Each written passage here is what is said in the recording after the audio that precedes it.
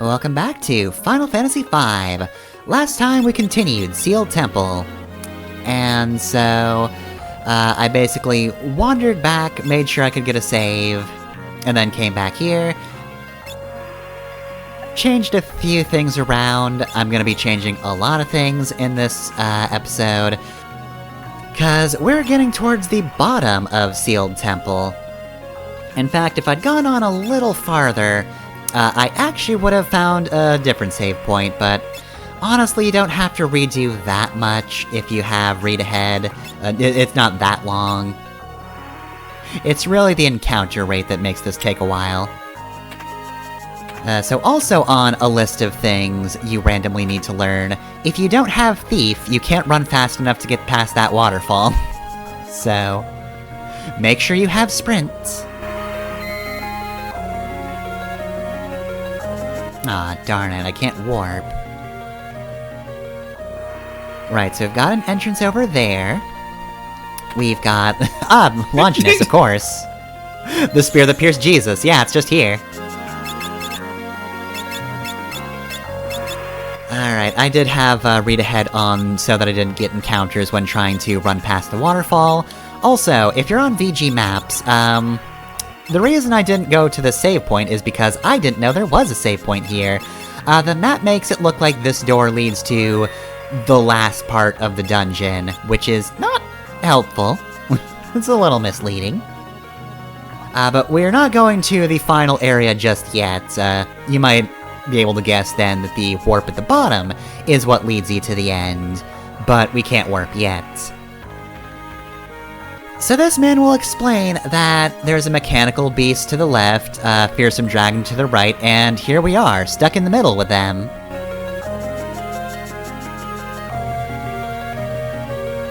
We're also unable to actually go south, because, hey, remember that one guy who was locked up in a cage? We need to kill him in order to warp to the true final area of this dungeon. But that's not what we're doing today. Oh, no. I decided, fuck it, I'll try doing the super bosses. So you probably remember, we fought a robot and a dragon before. This is a little different, though. This is exclusive to the Game Boy Advance version. And this part of the dungeon is fun, because you see those guys there? You see those guys down there? They are actual Omegas.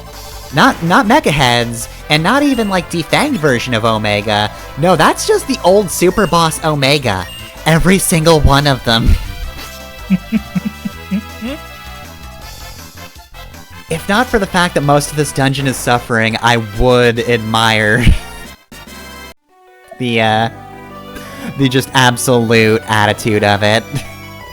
So, I have the Omega Cam here. This is one of two reasons I actually had to edit this video a little further ahead of time, which is why it's an MP4 for us and not the usual AVI, but yeah, part of it is the Omega Cam, because after getting through this part of the dungeon, I decided, hey, can I beat Omega without using Dragon Fangs? So I did. I fought through all of the Omegas, and they're still not easy is the thing. Even after all of the levels I've gotten, they're not easy bosses. So, thankfully, Lena does kind of make short work of them, at least. But yeah, they do have the ability to just erase you from existence for a fight.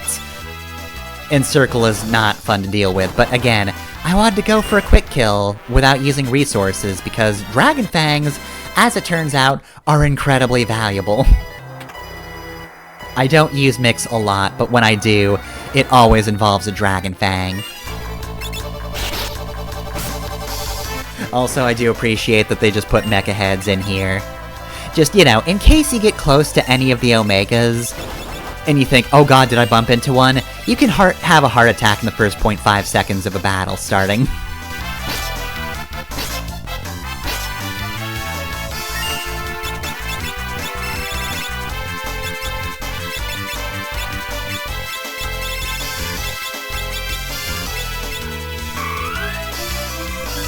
I'm just in awe at the dungeon design here. I can't believe they just did that. Uh-huh. Again, the absolute gall of it is kind of funny when you're not playing it. This, of course, right here is terrifying. But, you know, in spirit, I think it's kind of hilarious that they just have a room full of a super boss. And don't you worry, if you think, hey, maybe that's the gimmick that one guy was talking about, no, it's not. This isn't actually the mechanical beast he was mentioning. Oh no, that's different.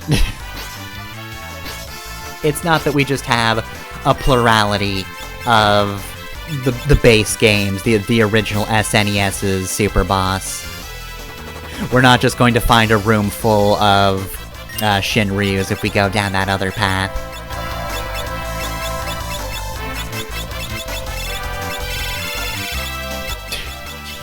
Just keep looking to the bottom right and God, just things can go wrong in such different ways in the Omega fights. I will say, especially now, it is actually relatively easy to get a safe, solid strategy against him if you're not going for quick kills, but yeah, no, if you do try to go for the quick kill, yeah, he can make everything go wrong in a variety of ways. Lena also had to always survive because she was the one doing the damage. If she got encircled, it was just over.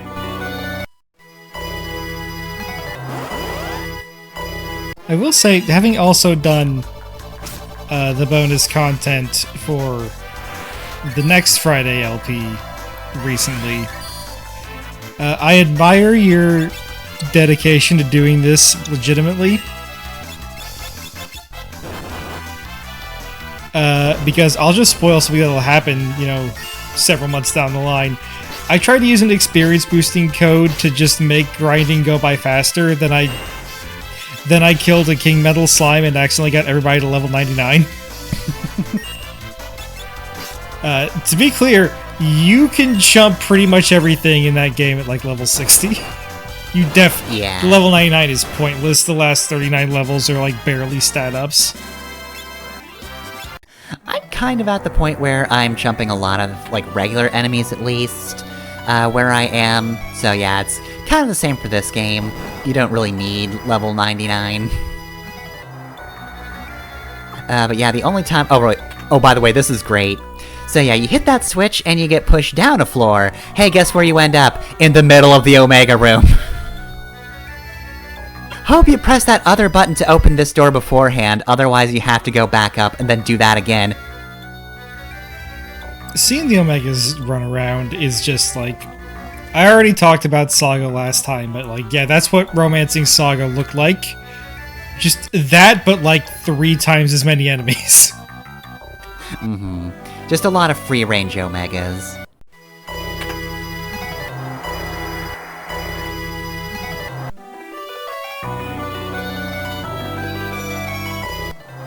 But yeah, Lena especially is, at this point, one of my stronger characters, but I have given Ferris 2 powerful swords, and Bartz is the guy with magic, so he's also very useful. And Krill has had one strategy, and it has continued working for this entire game. Ever since I moved to Fisticuffs Swords Dance, it's just been that, because nothing's really that much better than that. Except Rapid Fire. Rapid Fire has been the one thing to outpace that in terms of damage.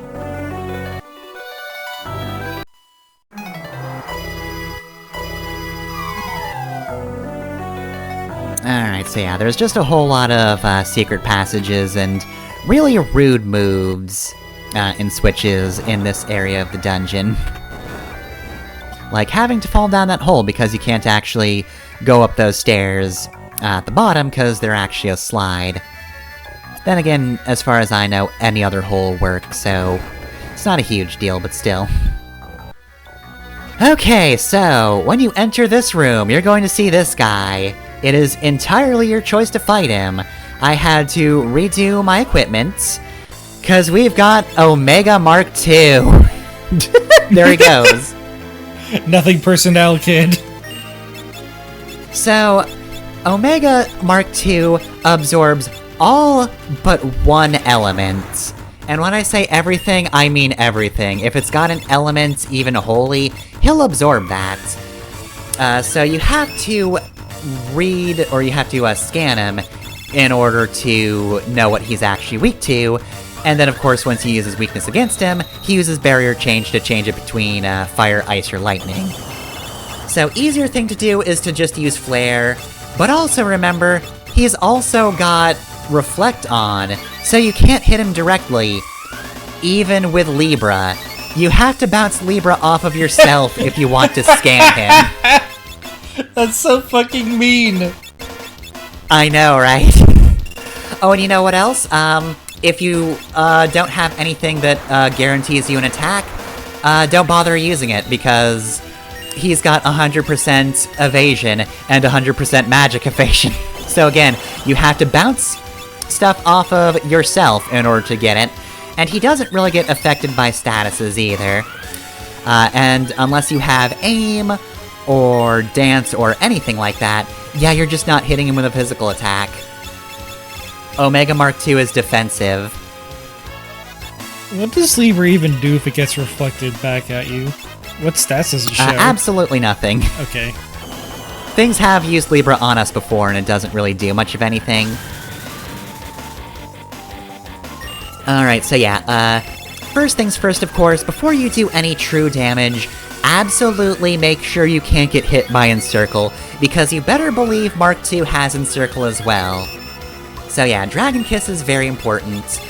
You are also going to want to increase your level. That's very important. Again, that takes a Dragon Fang to do. Dragon Fangs are just very, very, very useful.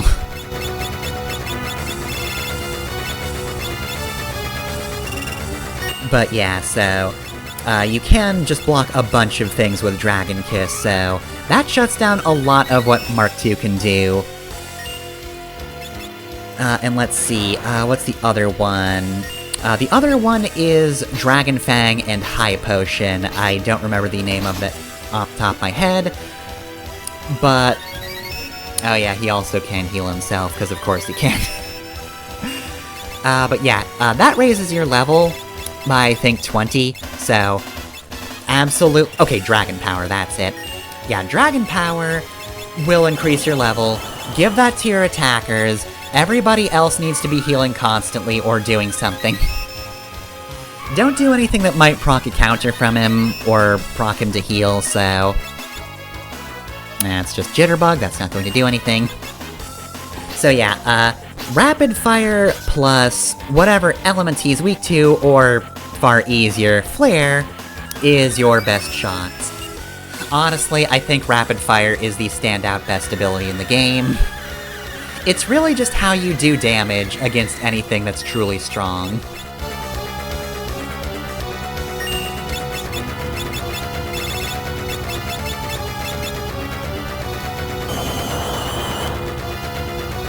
Also, I am burning through a lot of MP with Barks because... in order to get through Omega Mark II, who was a defensive boss, I also had to be very defensive as well. So like everybody had to have ribbons to block status effects. We're all floating right from the word go, because of course you can use Earthquake. It's always the worst when you forget somebody has Earthquake, and you didn't prevent that ahead of time. Because he doesn't actually have 100 tons or whatever that's called. He can't actually prevent you from floating, unless he kills you, which, in fairness, that could also happen.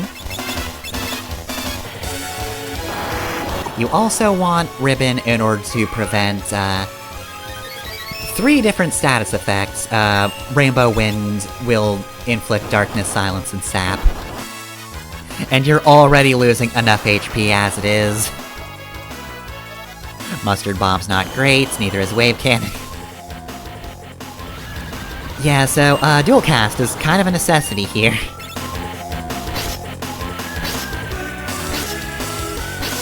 So there might be more stuff for you to explain, but can you think of any good super bosses that are fun to fight? I feel like an inherent part of the super boss experience is not being fun whatsoever. Like, most super bosses just work on playground rules, Like, they just took regular Omega and said, okay, well, you know all those things that worked against him before? Remember how he had a lightning weakness? Nuh-uh. No, now he has barrier change, and he'll just absorb anything he's not currently weak to.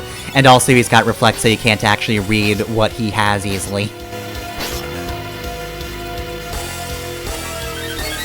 Like, reflecting is technically a totally viable strategy, but I need to heal so much, I would not recommend it. Like, I do not need him to be getting any of my heals when I'm trying to party heal from his wave cannon.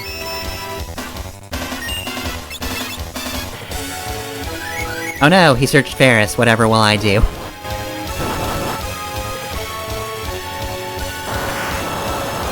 Oh god. I have a pretty good defensive setup and this is still going on for a while. Yeah, I'm trying to think... I would say Live Alive has good super bosses. King Mammoth is kind of a fuck to fight, you just have to be a high enough level. But Lord Iwami, or Iwamu, or whatever that fish is in the Ninja chapter, there's actually a pretty interesting way to deal with him. He is weak to petrification, so you can either grind to get your petrification move, or you can find a secret where you can pay enough money to be taught the petrification move early, and then just keep using it on until you get lucky. Mm-hmm. Alright, so that's Omega Mark II dead. I will say, not the most fun to fight, but absolutely a satisfying relief to kill. And for killing him, you get the Force Shield. Not the best stats, but it defends against elemental attacks, so that's incredibly useful. We're going to want that. Right, so... that being said, the other reason I did extra editing on this video ahead of time is I did mention to Loka when I beat Omega Mark II. But now the question remains, am I going to beat the other Shinryu? I've decided to make that a mystery. So of course I don't want that affecting the non-com version, you know. If I can't fight Neo Shinryu, I'm not gonna barge in, die horribly. Then people will just be like, well, why did you die horribly, you idiot? You absolute buffoon. Anyways, not familiar with this part of the game. I'm going to predict that Omega Shinryu or Neo Shinryu, or whatever the name is going to give you a really powerful sword. Alright, we'll log that, answer it for later. It will be the irresistible force to match Omega Mark II's immovable object. Alright, so we've got Crystal Dragon, in case you want to try and steal a dragon-slaying spear. I didn't bother, because I kind of prefer Spellblade at this point. But we are currently in Shinryu's lair, so... I mean, maybe it would have been a mystery if you didn't talk to that guy as to what would have been in the ancient tomb, but if you pause the game and check where you are, yeah, it's Shinryu's lair. He's in here somewhere. And so, of course, all of the fights in here are dragons. So we've got Crystal Dragon, we've got the Dragon Crew, and there's a couple of fights which are actually kind of difficult. These guys are nothing, though. So yeah, I see you didn't decide to try and guess what Shinryu's gimmick would be, which is entirely fair because, you know, you probably can't. I mean, at the very least, you can assume that Shinryu, of course, hits like a truck. Oh, is this... yeah, Shield Dragon. Shield Dragons are old enemies by this point, but they're actually still pretty annoying with their Noxilly ability. And now that there's two of them, they're actually kind of tough in that respect. Also, they're jerks because they typically run away when you get them to low HP. So half the time they're not even worth experience. Anyway though, yeah, so... Shinryu hits like a truck, so you can probably assume that our next Shinryu hits like a truck, and you get hit so hard, you get isekai'd to a magical fantasy world. where you'll get hit by another truck, and then end up in a different isekai world, where you'll once again be hit by a truck. Wind back on Earth. Think you're safe? No, motherfucker, it's truck time again. It's just an endless loop of trucks. You're just describing Gold Experience Requiem. I mean, not entirely unfitting. Alright, we got a bunch of items here. You want the Maximilian. That's one of the best armors in the game right there. Everything else, kinda useful. Except the Ash. That's just rude. Alright, top grade armor for those of exceptional strength. So, I did change up my equipment for Omega Mark II. There's a bunch of different ways we'll be able to attempt to take on Neo Shinryu. Like, the wiki page does have a pretty good list of various things you could do. One of them I was really hoping for, but absolutely could not do, because it would require an equipment loadout that would have just sucked, is... like, any weapon that is good against dragons will be good against Shinryu. Even in this newer form, they didn't away his dragon weakness, so that's kinda nice. But I was really hoping that the Apollo's Harp we picked up would have been useful with Rapid Fire. I did just want to jam session Shinryu to death. But the problem is, of course, if you do that, you can't equip a shield, and so, yeah, that's significantly worse. I need Lena to survive to do good damage. The other one that I was thinking about was thrown around maybe using and hoping it would be useful, but didn't wind up being super useful overall.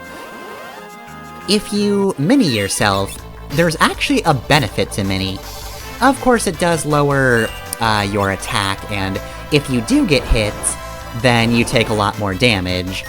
However, your evasion actually goes up, and your magic stat is unaffected. And with the Genji shield, you can get the maximum amount of evasion you can possibly get in the game at 99% if you mini and use that shield. Which is very funny, but just didn't really wind up being practical. He's going back a bit. I do like the idea of killing Neo Shinryu by Lena just playing the opening riff to Through the Fire and the Flames by Dragon Force. On a fucking harp. Alright, so, here we are. It's the big room, it's the roost, and Shinryu just cannot help being a monster in a box. So, here he is! It's Neo Shinryu, and yeah, he is gold, so... Right, he starts with Mighty Guard and Maelstrom, just to be a jerk. You can, however, dispel that. He does not have Reflect, but you do not want him to have any extra protection or magic defense. Any of that, bad. Get rid of that immediately. So... the thing about Shinryu is he's got this fun gimmick that we've seen before on those ninja enemies, where he has two different Shinryus, technically speaking. One Shinryu is vulnerable, the other is not. So, essentially, he will switch between those two, so sometimes your attacks just don't land, and that means he's in other Shinryu form. How you know he's in the vulnerable phase is the two Shinryus do actually have different attacks. It's really hard to guard against every single thing he has, because he has such a variety of spells, but you're looking out for White Hole, Zombie Powder, or Doom. When he tries to use those, that's his vulnerable form. Anything else he uses is on Invincible form Shinryu. There's also two fun gimmicks near the end. When his health falls below 15,000, unless you manage to do a lot of damage to him and skip it, he will cast Mute on everybody. And then he does a bunch of other different things as well. So, yeah, magic users aren't the best for this fight. And the other fun thing is, he has two death revenge attacks, he not only hits you with Giga Flare when he dies, but Meteor as well. So you really want living party members at the end, because otherwise, Giga Flare hits the whole party, that's pretty bad.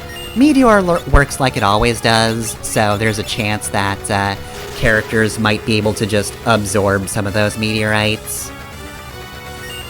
But even still, your best strategy is to either have a Dragoon or a Bard, so that you can either be jumping or hiding when he starts using those attacks. That also does mean that yes, you do need to pay very, very close attention to his HP. Because, yeah, he can absolutely jump you with those two death attacks. Sildra? Oh, and of course, zombie protection is a must, because zombies are a really bad thing to get hit by in this fight, so have holy waters at the ready, because nothing heals zombie except prevention, and, goddammit. And holy water. So yeah, things can go very bad very quickly in this fight.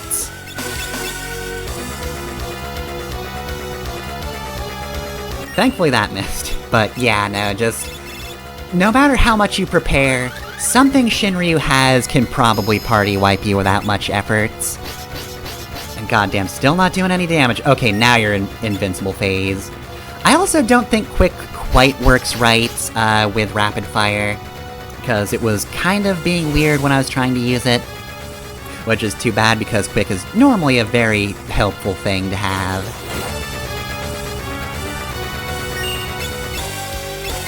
Well, the good news is everybody's just regular dead, and not zombie. Because, yeah, Lena does not have items on her, so she can't revive anybody, but she also wouldn't be able to prevent anybody from hitting her as a zombie, which would be even worse than things are now. And things are already pretty damn bad. Because I got through this, but yeah, no, now we're on the revenge attack, so... time to get hit by Meteor. There is an important lesson to be learned in all of this. And that's that Lena is goddamned invincible! Lena cannot fucking die! We got Ultima Weapon. So yeah, I don't know exactly how much stats raise by between levels, but I am vindicated in doing the regular enemy encounter rates and fighting all those Omegas. I don't think I would have survived if I hadn't done that, or equipped the Maximilian either. I think all of that is just kind of a perfect storm that let me survive to the wire. Like, the only way it could have been worse if it was single digits. But we're at the point in the game where, like, nothing comes down to single digits ever. So double digits is honestly more than enough of a heart attack.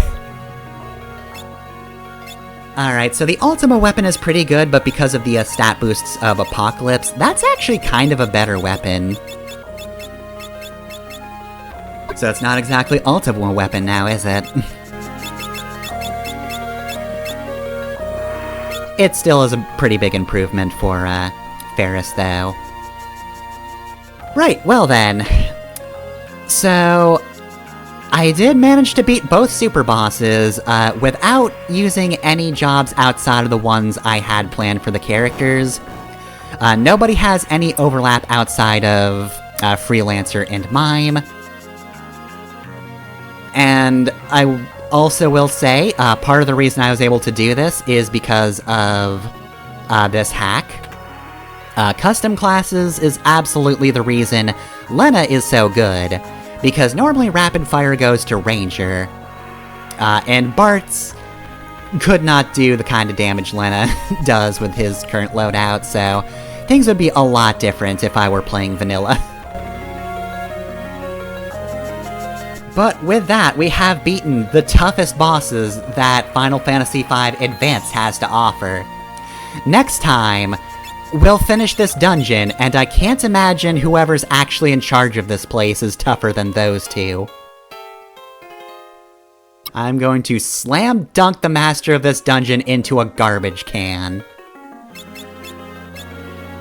The real Tomb of Horrors is me being on your doorstep.